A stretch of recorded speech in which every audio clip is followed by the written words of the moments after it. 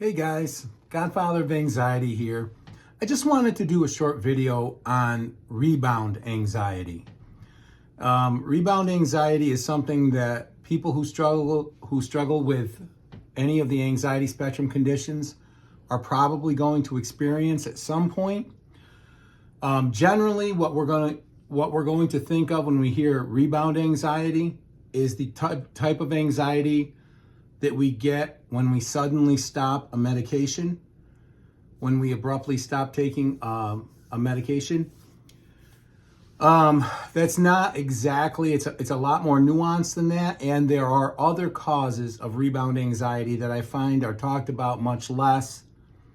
And so I'm going to cover that in the video just so that people have an idea of what can be happening, because when we're recovering from anxiety disorders, one of the most depressing things is when we think we've turned a corner, right? And then we get that gut punch of, oh my goodness, not only did it come back, did the anxiety come back, but it came back with a vengeance. This is even worse. Now I'm starting to feel more derealization and depersonalization. You know, the hair on my head is standing up. You know, just the same anxiety we were feeling, but worse. Plus, maybe we were caught off guard by it, so that amplifies the effect even more. So getting into what can cause this, in my experience, the biggest cause of rebound anxiety is the use of benzodiazepines. And more often than not, the incorrect use of benzodiazepines. Now, everybody's system is going to be different. And you guys know I don't ever claim to be a doctor. And I refer to mental health professionals for any advice on medication. So I'm going to preface my comments with that. But one medication that I tried right off the bat that was very unsuccessful for me was Xanax. And it's amazing because the first day I took it, I thought it was like a cure. I remember thinking that that was going to be all I needed to do, was take this medication, and I almost felt normal again for a day. But within a week, I suffered from rebound anxiety that I would not wish on the devil himself. Now, to give you some ideas of what can happen with rebound anxiety when it really takes root, you know, I've got videos upon videos on my channel about various symptoms that you can have when you have anxiety disorder, panic disorder, obsessive compulsive disorder. You know, we're talking about anything from dizziness, nausea, IBS, hives. There's just a myriad of symptoms that intense stress can cause. But with the rebound anxiety that I had from Xanax, what happened is I was at work and it felt like my heart was going to burst out of my chest. I have no other way to describe it than that, guys. That's the best way I can describe it.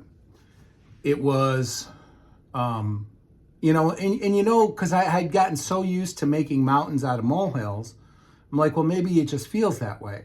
But then I started measuring my heart rate, and it was ridiculous. It was, you know, I was running anywhere from 140 to 170, and I wasn't doing anything that should have elevated my heart rate. So the manager I had at the time had me sit down for about 15 minutes because I told him what was going on and that I probably should seek medical attention because something was up. And I went to the emergency room, and, you know, they ran a strip. They did an EKG, and it came out fine. It was perfect. But my heart rate in the emergency room for 3 hours straight did not go below 140. Laying on a gurney, laying on a hospital bed, my heart rate did not dip below 140. And he said, he says, the strip looks fine. He goes, and he asked me what I was worried about. And I said, the typical anxiety answer, I said everything. But then they gave me some medication to slow my heart rate down. I can't remember what the name of it was, but I remember this. When they said they were going to slow my heart rate down, those of you with anxiety issues, I'm thinking right away, I'm thinking, how much are you going to slow my heart rate down? Because it needs to be. And anyways, it worked well. And I think that was, if I remember correctly, that's the last day I ever took Xanax. I don't believe I ever took it again. And so what I can report about that type of rebound anxiety was just the first day or so, Xanax actually worked effectively for me. And after that, within a week, it kept getting progressively worse. And in fact, it was so rapid, the loss of efficacy was so rapid that I ended up, that day that I had the 140 heart rate resting, I had taken 2 Xanax that day, just because I was trying to recapture some of that calm feeling. But this is the nature of rebound anxiety, guys. And it doesn't have to be that you inappropriately stop taking medication. That's what you'll read as the first thing, like, oh, they went cold turkey off this. And it's, most of the time, most of us with these anxiety disorders, we're not big risk takers. Generally, we're not base jumping, we probably aren't thrilled with the idea of flying. We're not big risk takers. We're pretty analytical, and then we end up catastrophizing. So, taking a medication is a big step. So I don't think that many people just cold turkey meds. Even the first one I took, the first medication I took from my primary doctor, I did stop taking that pretty quickly. I didn't cold turkey it, and I still had, it wasn't rebound anxiety. Instead, I felt like I was going to pass out. I'm not sure if this drug's still on the market. But so what I think generally happens, a lot of the rebound anxiety is from benzodiazepines, because they give you that initial, that they quell those intense anxiety symptoms. They have a tendency, if they work for you, and sometimes they do and sometimes they don't,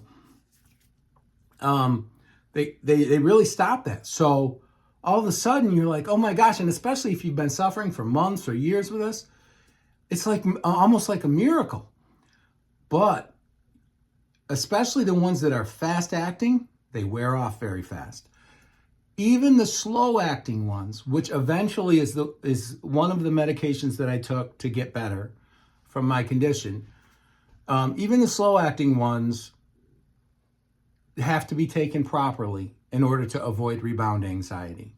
So, for instance, one of the big things that the psychiatrist that I dealt with, who helped me to get better, is I did not increase the dosage of the one medication I was taking, but I split it and took it every 12 hours instead of once a day.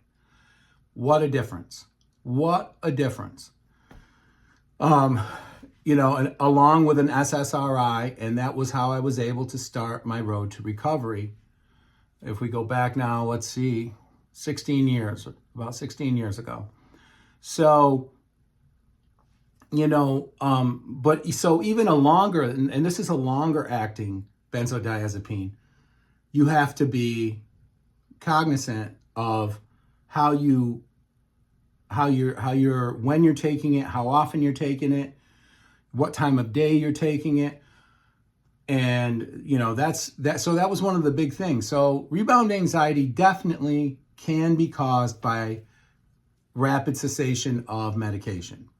But a lot of the time, it's the nature of the drug that causes it, rather than somebody being, reckless with their stopping of taking a medication.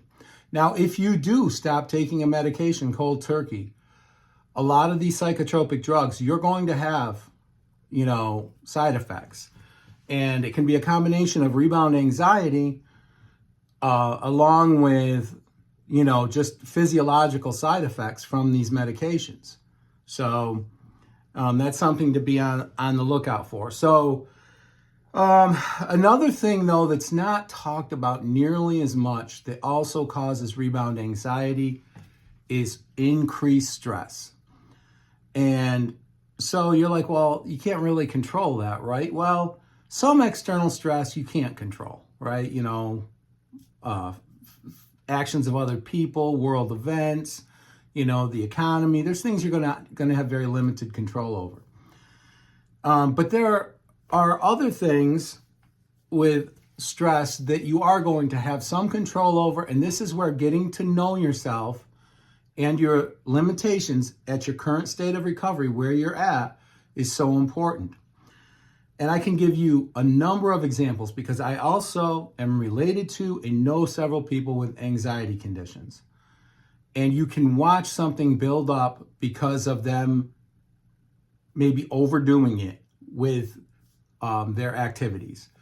So for me, I know if I have to drive a long drive, I need to kind of build that into my schedule because I do run the risk of having rebound anxiety. If I'm going to drive for 6 hours in a car and then the next day I have to work early in the morning, that's not an intelligent endeavor for me. I like to have one day where I can recover from the standpoint of anxiety. If there's other anxiety going on in my life that's upping the ante even more, then I'll give myself 2 days. These are things that you need to do because, if you just try to push through it, in my experience, you do run the risk of having a panic attack and having a setback. Every time you actually have a panic attack, it does kind of feel like a setback. And you run the risk of starting to pay attention to things that you shouldn't pay attention to. So I've also seen this with other people. I remember there was one person who had been kind of dormant in their life. And then for this weekend, they went away and they did this, these really ambitious events. They went all these places. It was like almost a week, maybe, just like an extravaganza. And when this person first got back from their trip, they seemed like excited and happy. And, I'm like, wow, that's all they needed. Maybe they don't need medication. Maybe they don't need any other treatment. Maybe they just needed to start living their life. Well, the next day, for 24 hours, this person slept. And they didn't feel right for a few weeks afterwards. So again, when we're planning our activities, again, depending on where you're at, there's times when you can do things maybe the way you could before you had these conditions.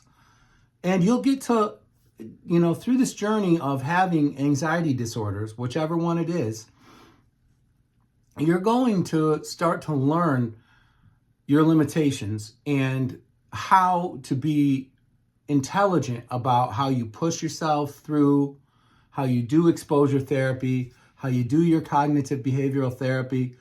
You're going to learn how to be intelligent about it and how not to overdo it. Or the other risk, you guys know this, is avoidance and not doing things, because that is every bit as bad for you as overdoing it. It's not like one is good, no. If you stop doing activities, your world will get small. It'll be a prison really quick. Your anxiety will come back. And if you overdo it and you don't understand that your nervous system still has limitations, you also will run the risk of having a setback. It's that simple. There's a lot of balance that goes on with recovering from any of the anxiety spectrum conditions.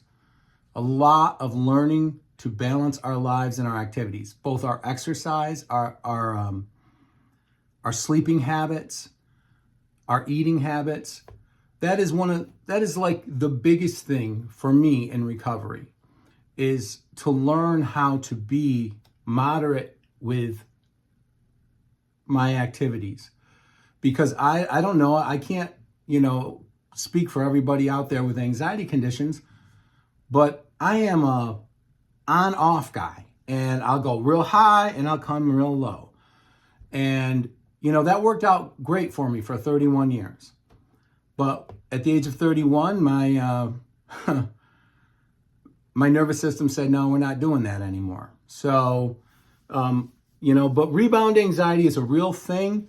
It can be caused by stress.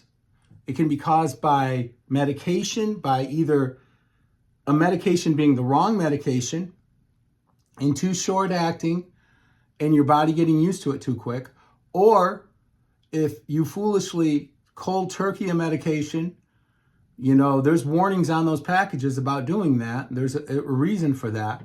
You're going to experience rebound anxiety in that case. So that would be one of those shame on you endeavors. And then stress on the outside, and just learning what we can do, planning our activities accordingly. Don't overdo things. Don't, push yourself to the point where you can recover. And that should increase. As you guys are getting better, you'll realize, okay, I can do quite a bit. So you don't want to sell yourself short either, but just be smart about it. It's all about moderation and learning what we can tolerate and what we can't tolerate. A lot of the time, some people journal this and it works out really well for them. Like, oh, I did this today and it stressed me out. Oh, I did this today. Or what'll happen with rebound anxiety, and this is the thing, I'm glad I thought of that I really wanted to stress to you guys. So rebound anxiety from stress, say you had a big meeting at work or whatever caused this stress, where it was something out of the ordinary. The next day you might feel okay. That day you might feel fine. The next day you might feel okay. It might be a few days down the road that it hits you. And that is, again, you're like, oh my goodness, I just did this thing. And for me, sometimes too, what I'll notice that'll cause rebound anxiety is if things start really seemingly going well. Like, oh my goodness, things are going great. They're going great. And then a couple days after that, I can get hit with rebound anxiety. So, as far as how to combat rebound anxiety, if there's a medication that even if you dose it the way your mental health professional is telling you to dose it, you're seeing on the back end, you're seeing intense anxiety, work with them and have them get you off in a tapered way from that medication. Maybe try a different medication where you're not having the rebound anxiety. Obviously, guys, don't ever just stop taking a medication cold turkey that is going to cause intense rebound anxiety. Because then even if you start taking it again, the reason you stopped, it probably was having side effects. You're going to be, really caught in a bad place if you do that. You're going to be getting hit on both ends, and that's no way to be. So don't ever just stop a medication without consulting a mental health professional, and you'll avoid that type of rebound anxiety. And then just to put a bow on this video, as far as maybe overdoing it from a stress standpoint or not recognizing exactly how much stress is going on in your life, right? There's times when, I'm Superman. There's times when I know I'm like, okay, and that works out in a marriage, right? Or in a family. There's times when other people are going to be down, and they might not be clinically diagnosed with a mental health condition, but anybody who's been married a long time will probably acknowledge there's times when maybe they needed to help the other person along because they were going through their own issues. It could be health, it could be mental health, it could just be life. Life is hard, right? So there's times when but then there's other times when, and my wife and I have great communication. I'll let her know, like she'll say, oh, I was going to do that this weekend. And then she'll let me pick the day because sometimes a Sunday doesn't work out real well because I work on Mondays. And I'd rather have a day, again, to recover, depending on where my anxiety's at and my current state of mental health. So this is the kind of thing that you have to pay attention to. You have to acknowledge the condition that you have without paying homage to it, right? And gearing your life completely around it. You don't want that either, but you also have to be reasonable, so that's pretty much what I wanted to say in the video. Rebound anxiety is a real thing. Again, it seems especially terrible because in these situations, normally we've just accomplished something. Maybe we've stretched out a little. We've done something where we've stretched out a little bit. So we're feeling good about ourselves and our recovery. Or maybe a medication we just took made us feel a lot better. And then, boom, sucker punch, and it's awful. So that's why I thought the video was important to make, because there's reasons for it to happen. And if it does start to happen to you, whether it's from a benzodiazepine, cessation of medication, or anxiety, there's ways to minimize and to keep that from being something that you really have to plan your life around, or not even plan your life around, for it to be something that's really going to suck you back in where you have a relapse. Because that's what we don't want, right? My videos, they're all about not wasting time. Time is the most precious commodity we have. And I ended up wasting about 6 years when I was caught into finally admitting that I had an anxiety disorder and then trying to find responsible treatment for it. The whole thing took about 6 years, and I can't get that time back. But, you know, the purpose of the channel is so that you guys don't have to go through that. If you have anxiety, get it treated. And, you know, a lot of the videos I have, they're to help you with the little pitfalls that might happen along the way. So, again, thanks so much for the engagement with the channel. Everything's been going really well. I've been limited by circumstance lately, and I know everybody's busy, so that's not really an excuse. But thank you so much, and until my next video, take care.